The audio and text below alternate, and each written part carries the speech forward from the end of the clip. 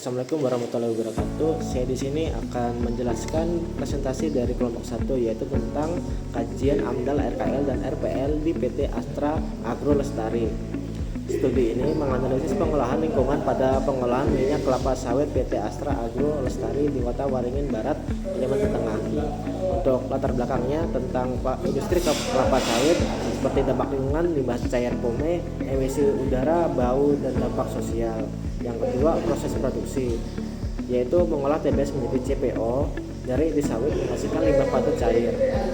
Yang ketiga yaitu potensi pencemaran.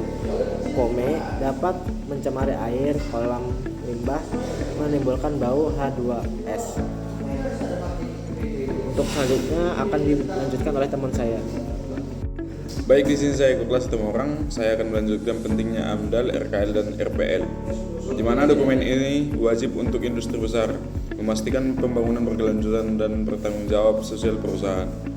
Yang pertama itu ada kewajiban regulasi, yang dimana sudah ditetapkan dalam Undang-Undang Nomor 23 Tahun 2019 mewajibkan AMDAL untuk proyek industri besar. Yang kedua ada mitigasi dampak, yaitu merancang langkah mitigasi, pemantauan, dan pengendalian dampak negatif. Dan yang terakhir adalah teknologi hijau, yang dimana pemanfaatan biogas pome mengurangi emisi dan mengubah limbah menjadi energi. Nah, selanjutnya ada rumusan masalah penelitian. Yang pertama itu ada profil dampak lingkungan, yang dimana dalam profil dampak lingkungan ini terdapat identifikasi dampak air, udara, tanah, dan sosial dalam dokumen AMDAL. Yang kedua ada strategi pengolahan lingkungan, yang dimana dalam strategi pengolahan lingkungan ini adalah strategi RKL untuk mengendalikan dampak negatif. Yang ketiga ada pelaksanaan pemantauan, dimana dalam pelaksanaan pemantauan ini adalah cara bagaimana RPL dilaksanakan atau parameter, frekuensi, atau metode. Yang keempat ada efektivitas RKL dan RPL.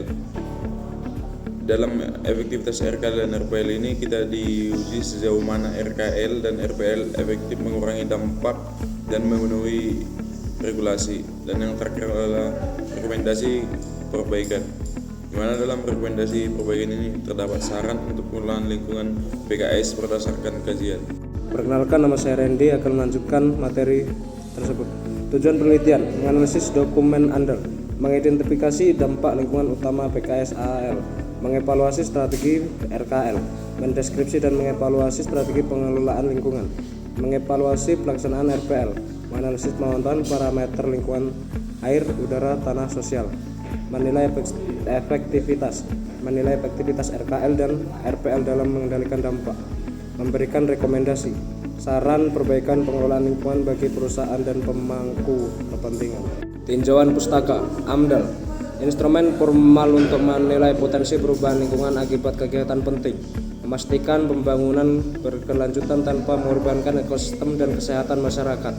AMDAL, bagian inti AMDAL menguraikan dampak yang diprediksi, menilai kualitas udara, air, tanah, biota, flora, fauna, dan sosial ekonomi masyarakat sekitar.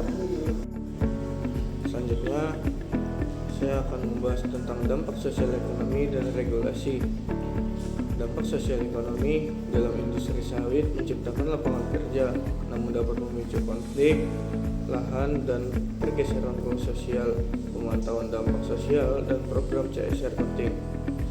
Yang kedua, regulasi lingkungan. Implementasi AMDAL diatur Undang-Undang Lingkungan Hidup dan sertifikat seperti RSPO atau ISPO, membantu perusahaan mengurangi risiko pencemaran dan konflik. Lalu ada keuntungan reputasi. Kepatuhan regulasi meningkatkan reputasi, akses pasar global, dan peluang investasi. Selanjutnya ada metodologi penelitian. Yang pertama, jenis penelitian. Di sini kami menggunakan jenis penelitian deskriptif kualitatif dengan studi kasus mendalam. Yang kedua, sumber data, yang dimana sumber data yang kami dapatkan yaitu berasal dari dokumen AMDAL, jurnal ilmiah, laporan pemerintah, dan KLHK.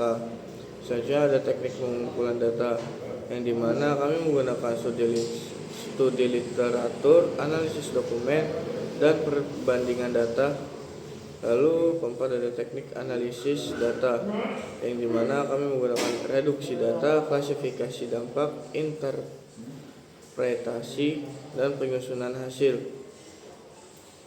Yang ke-10, kesimpulan dan saran. Kesimpulan, implementasi andal RKL dan RPL di PT Astra Agro Lestari cukup efektif dalam menekan dampak negatif lingkungan dan sosial serta mendukung keberlanjutan industri kelapa sawit.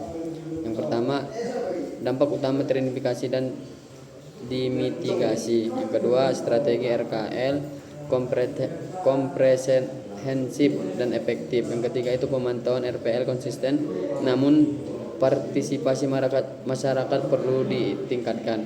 Adapun sarannya itu peningkatan kontrol debu, optimasi pemanfaatan biogas, menguatkan partisipasi masyarakat, evaluasi berkala, dan transparansi data lingkungan. Yang pertama itu meningkatkan pengolahan limbah cair, yang kedua itu pengendalian debu dan kualitas udara, yang ketiga itu transparansi dan publikasi data lingkungan. 9. Hasil dan pembahasan. Implementasi di PT Astra Agro Lestari. Gambaran umum, PKS ALL di Kota Waringin Barat, kapasitas 30 ton TBS per jam. Fasilitas pengolahan PEMO memadai, program CSR aktif.